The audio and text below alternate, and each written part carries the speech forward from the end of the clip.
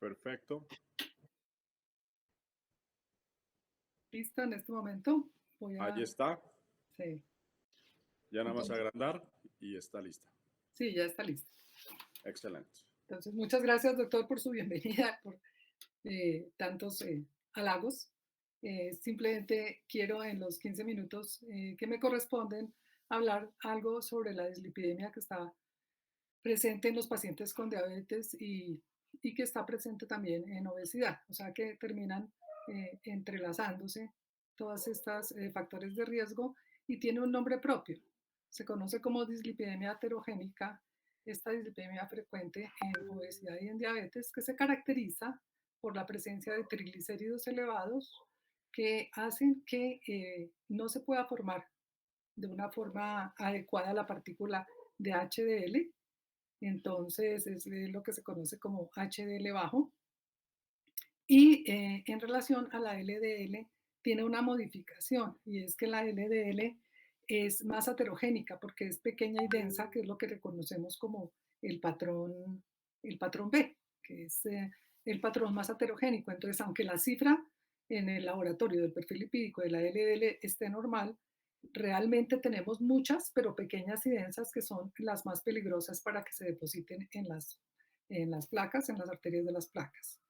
Entonces, muy importante que este factor de riesgo lo tengamos presente siempre que abordemos un paciente diabético. Desde el inicio tenemos que definir, y lo que tenemos de herramienta es el índice de masa corporal para calificar en sobrepeso o obesidad, y el perfil lipídico convencional para nosotros saber si de entrada este paciente que estamos tratando tiene una dislipidemia aterogénica, como les dije, y tenemos que empezar a intervenir.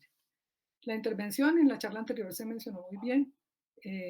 Nosotros somos muy defensores del estilo de vida, y todos estos factores de riesgo cardiovasculares requieren que tengamos un cambio en el estilo de vida, iniciado por un plan alimentario, no una dieta. No es una dieta de 3 días o de un periodo específico, sino es una dieta que ojalá, perdón, es un plan alimentario, es un cambio en el estilo de vida lo que nosotros tenemos que darle al paciente para su tratamiento, desde que se inicia hasta el final. Entonces, ¿qué es lo que tenemos que hacer para tener algo de impacto sobre el colesterol? Tener que cambiar la grasa saturada, pero no quitarla, sino disminuirla, sustituyendo con alimentos bajos en grasas, que es lo que se ve, la leche baja en grasa, etcétera, y la porción de carnes rojas es muy importante, que nosotros eduquemos al paciente en esta parte. Las grasas saturadas, como les digo, debe ser máximo entre un 5 y un 6% de la dieta. O sea que si no sabemos hacerlo, para eso tenemos sus colegas nutricionistas que ellas lo van a poder determinar muy bien individualmente para cada paciente. Y reducir las grasas trans, que recordemos que son cambios que se hacen por la industria para producir alimentos que organolépticamente es deliciosa, pero que aterogénicamente es peor que tener LDL. Entonces la grasa trans no está aceptada en la dieta. En realidad no existe un consenso de cuánto debe ser el porcentaje de grasa total de la dieta del diabético, pero lo que nos debe preocupar no es tanto la cantidad, sino la calidad. El tipo de grasa que nosotros debemos dar es lo que tenemos que jugar para dar ese porcentaje que requiere el paciente. De ahí que lo que se insiste es que nosotros debemos incrementar las monoinsaturadas, el famoso aceite de oliva oleico, que está no solamente en el aceite de oliva, sino en productos como las aceitunas, que también son ricas en estos compuestos, y las grasas poliinsaturadas, los famosos omega 3 y omega 6 que tanto defendemos, ¿cierto? Bajando un poco la concentración de grasa saturada, que no la podemos eliminar porque también es necesaria. Y insisto, evitar las grasas trans que están en estas delicias, pero pues el consumo de estos sí tiene que estar restringido. Afortunadamente ahorita la industria también hace productos sin grasas trans, y están cuidando y están ayudándonos a cuidar la salud de los pacientes y del público en general. O sea, realmente cualquier paciente, tampoco no diabético, se beneficia de esto. El mensaje importante no es que cuando yo bajo las grasas saturadas las voy a reemplazar por carbohidratos, porque sería tremendamente letal para un paciente diabético y obeso, sino que lo que tengo que hacer es cambiar, insisto, de grasas saturadas, reemplazar por el aumento de grasas poli y monoinsaturadas. De ahí que se recomiende tanto La dieta mediterránea, que es rica en omegas, sabemos que baja la frecuencia que recomienda de carnes, de la ingesta de carnes, y fíjense que tiene un impacto no solamente en el peso, sino también en los otros factores de riesgo. Es una dieta hipotensora, de ahí que se defiende tanto, porque realmente pues el paciente diabético, obésico y dislipidémico pues es la constelación que nosotros casi siempre conocemos de la triada mínima que tienen estos pacientes. Entonces, como decíamos, es importante optimizar la meta de triglicéridos que debe ser menor de 150, lo cual permitirá que tengamos más formación de colesterol protector, que es la HDL. Entonces, la meta debe ser menos de 40 HDL en hombres, menos de 50, o sea, la dieta, los rangos de normalidad que se tienen para todos los otros, en las otras situaciones. O sea, me refiero a que el HDL en mujeres y en hombres está igual en paciente diabético que en un paciente diabético. Esa es nuestra meta. Y hablando del otro estilo de vida es la actividad física. Es algo que nosotros también tenemos que enseñar siempre al paciente diabético. Podemos utilizar fármacos más adelante, pero el estilo de vida sirve para, como lo dijeron, obesidad, sirve para dislipidemia. No es tan importante el efecto que tiene sobre las LDL, mucho más sobre triglicéridos, y sirve también para específicamente lo que estamos viendo que es la dislipidemia, pero pues digamos en ciertas restricciones, se requiere de un ejercicio continuado, que es lo que nos ayuda para subir un poco más las HDL. El impacto en LDL es moderado, pero se recomienda en prevención primaria y la frecuencia, ya la habló el doctor Rico, pero en general mínimo nuestros pacientes con cualquiera de los factores de riesgo, de 3 a 4 sesiones en la semana y ojalá un mínimo de 40 minutos. O si ya ha tenido un evento para la prevención secundaria en diabetes, está aceptando el ejercicio de siempre el aeróbico, pero intensifique un poco más, 3 a 5 días a la semana y haga la sesión un poquito más larga, de 20 a 60 minutos y escoja lo que realmente lo motive a hacer, que no le aburra y que le dé adherencia y continuidad. O al que prefiera, pues el gimnasio también se recomiendan ejercicios de resistencia y en este momento en diabetes se ha visto que es bien importante para el control glucémico, pero fíjense cómo también lo tenemos recomendado para el control de lípidos y ustedes escogen pues el de su preferencia y ojalá los deportólogos pues nos ayuden a guiar al paciente de acuerdo a sus limitaciones y cómo sería lo más conveniente para él en el sentido de su individualidad. Y una vez que nosotros tenemos instaurados y tenemos hábitos en el paciente saludables, si se requiere, entonces debemos iniciar el tratamiento farmacológico. Y sabemos que el centro del control lipídico en primera instancia siempre será el colesterol de LDL, el colesterol de baja densidad. En el 2013, ya casi una década, se hizo un intento de ATP4, pero en realidad lo que hicieron fue el American College y la Sociedad Americana de Corazón sacaron unas clasificaciones que siguen realmente vigentes. Se dividió en 4 grupos y el grupo 3 es el grupo de los diabéticos. Solo por el hecho de ser diabético, entonces tiene que ser tratados sus lípidos si están mayores de 70 la LDL. En ese rango y se hizo en ese momento el estudio principalmente para la población entre 40 a 75 años. Entonces, debemos iniciar con estatinas de moderada intensidad, pero sí, no solamente es diabético, sino se hizo el cálculo de riesgo cardiovascular a 10 años de tener un evento y da 7,5 o mayor, entonces se debe pasar a una estatina de intensidad alta. Entonces tenemos aquí que recordar 2 aspectos. Uno, las intensidades de las estatinas y 2, el riesgo cardiovascular a 10 años. Entonces comencemos con la intensidad. En esta misma fecha se clasificaron las estatinas de acuerdo a su capacidad reductora de LDL desde el inicio. Entonces, de acuerdo a lo que usted encuentre en la LDL inicial de su paciente, tiene que saber cuál es la meta y cómo la puede alcanzar. Entonces, si requiere bajar el 50% del valor inicial de la LDL o más, entonces debe escoger una estatina de alta intensidad y solamente se incluyen en este grupo 2 que son la atorvastatina, pero en concentraciones de 40 a 80, o la rosuvastatina en concentraciones de 20 a 40. Si la reducción que usted requiere por el CLL inicial de su paciente no es tan alta, sino que puede ir entre un 30 a menor del 50%, lo logran las estatinas que se llaman de intensidad moderada. Entonces, fíjense que están las dos anteriores, pero a concentraciones más bajas. La torva entre 10 y 20 y la roso entre 5 y 10, pero usted tiene opción de seleccionar SIMBA 20 a 40, PRAVA de 40 a 80, LOA de 40, FLUA de liberación prolongada de 80 o de 40 y la pitavastatina, que es como la más reciente en el mercado. Pero definitivamente si no se recomienda para paciente diabético utilizar las de baja intensidad, o sea, las que bajan menos del 30%, que serían estas que están allí mencionadas. Esto ya hace 2 años que para diabetes se recomienda solamente utilizar estatinas de intensidad alta o estatinas de intensidad moderada para llegar a metas. Esto fue soportado por lo que les digo, por varias publicaciones en la Sociedad Americana de Corazón, pues que ella comparte mucho con lo que es la Sociedad Europea de Cardiología, etcétera. Y aquí incluyeron ellos diabetes no solamente tipo 2, sino también diabetes tipo 1, donde lo que insisten es que siempre debe haber una estatina de intensidad moderada si no hay metas de menor de 70 para LDL. Pero si el riesgo es mayor a 7.5 o a 7, entonces se debe cambiar a estatinas de intensidad moderada para llegar a menor de 70. En relación, se me está yendo muy rápido, a la otra deuda que tengo es, recuerden, el riesgo cardiovascular. Entonces ya ahorita ni siquiera tenemos que devanar los sesos, sino que en cualquier aplicación en internet la podemos buscar.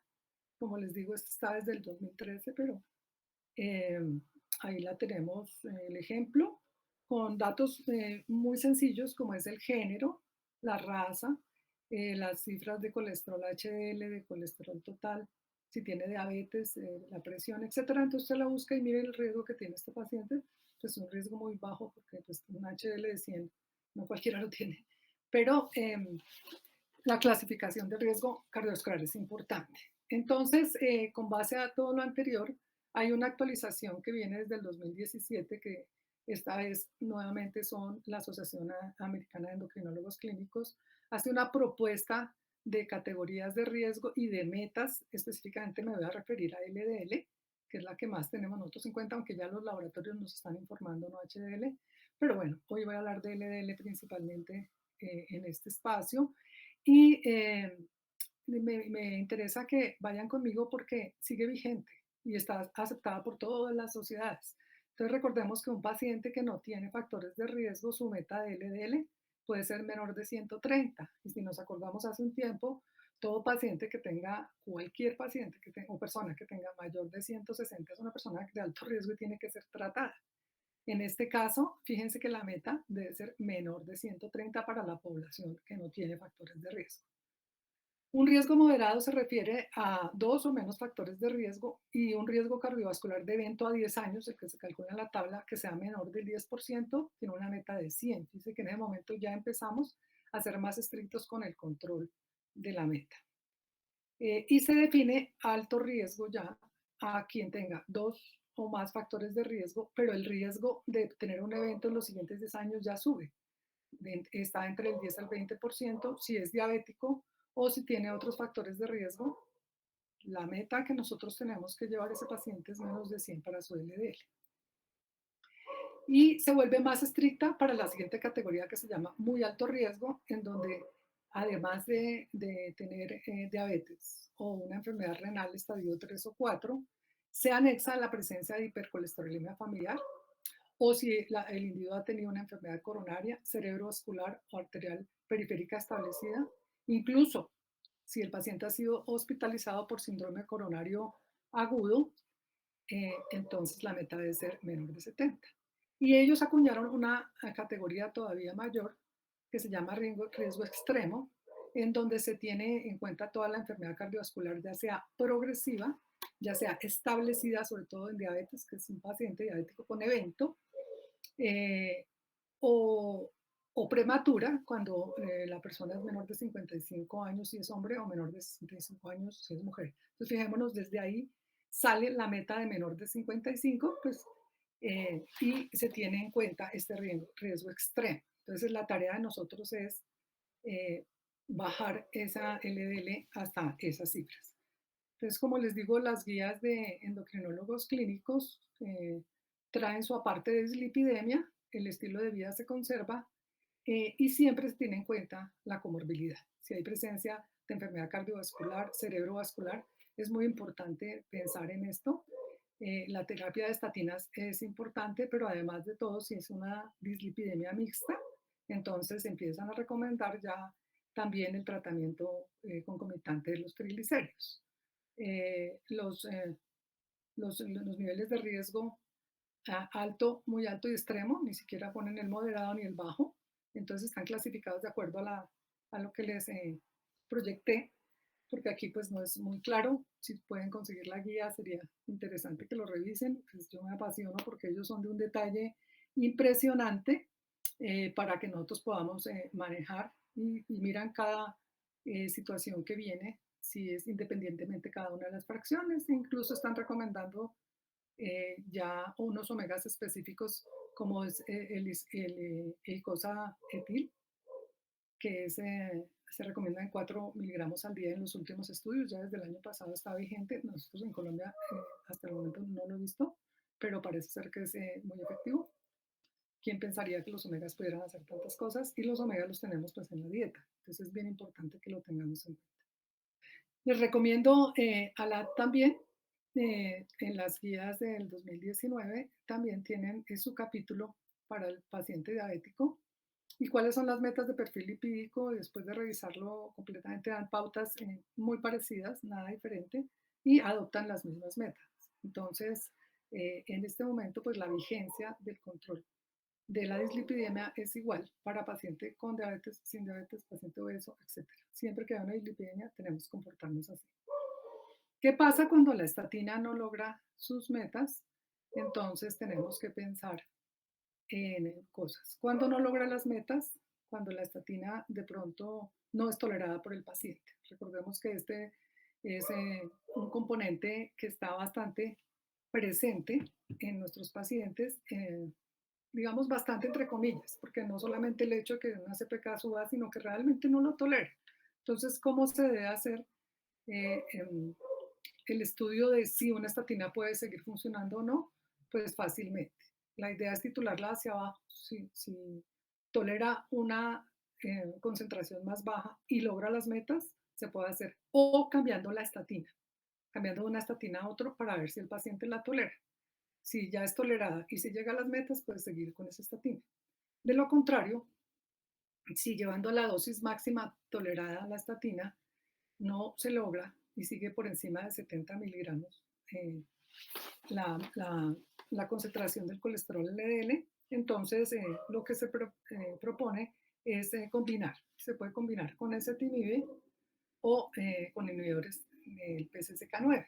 Recordemos que el ezetimibe la conocemos ya hace muchos años.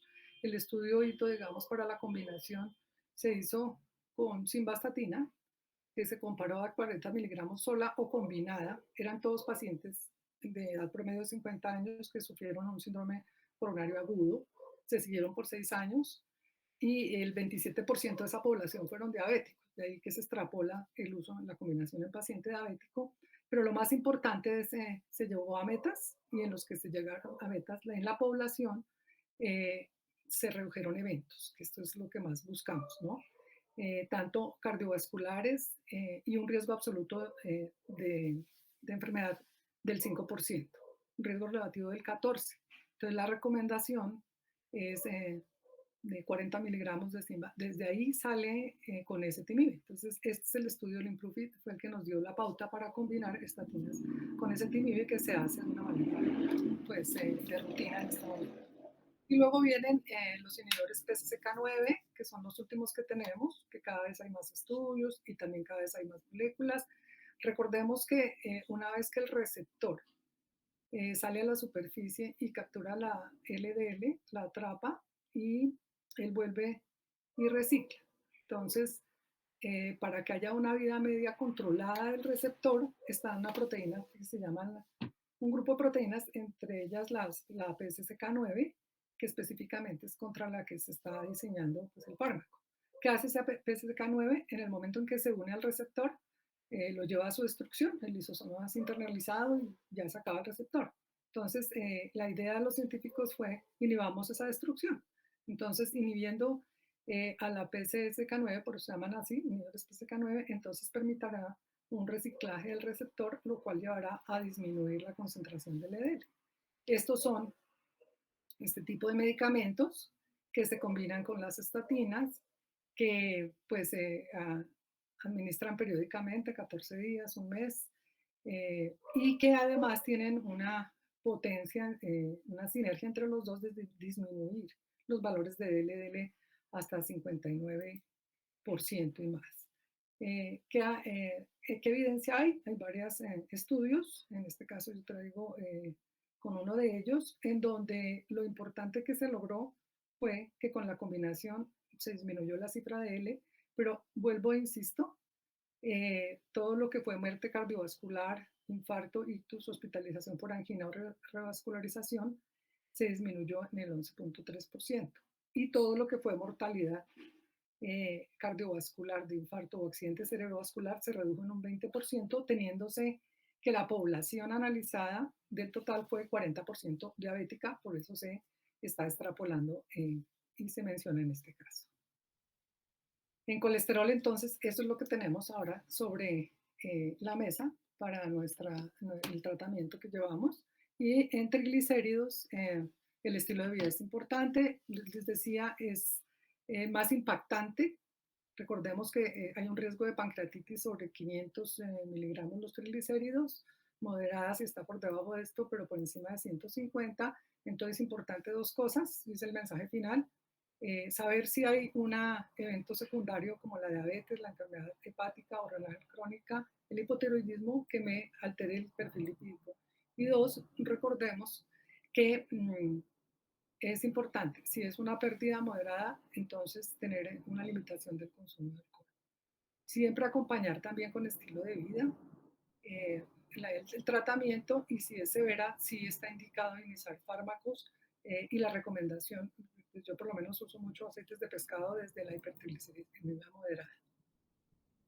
Y pues la idea es llegar a metas, pacientes de inicio de diabetes, si no tienen una dislipidemia y son menores de 40 años, repetir el perfil lipídico en 5 años, pero siempre que haga usted una instauración de un tratamiento, toca dejar pasar más o menos 12 semanas para ver los cambios y hacer el seguimiento. En diabéticos tipo 1, que a veces se olvidan, también hay que hacer la dislipidemia y se ha visto que incluso la concentración de estatina menos de las dosis adecuadas, la mitad de una tableta puede llevarlos a control, de ahí que por eso recomendamos que se haga un seguimiento adecuado, ya después puede ser a 6 meses o anualmente, si ya todas las cosas están controladas. Entonces, este es el mensaje. Entonces, no olvidemos un factor de riesgo tan importante como la dislipidemia. Muchas gracias. Muchísimas gracias por tan extraordinaria presentación, mi querida doctora. Muy claro, extraordinario su manejo y conocimiento en el tema. Me imagino que deben haber muchas preguntas en el auditorio, pero estamos con un poquito de tiempo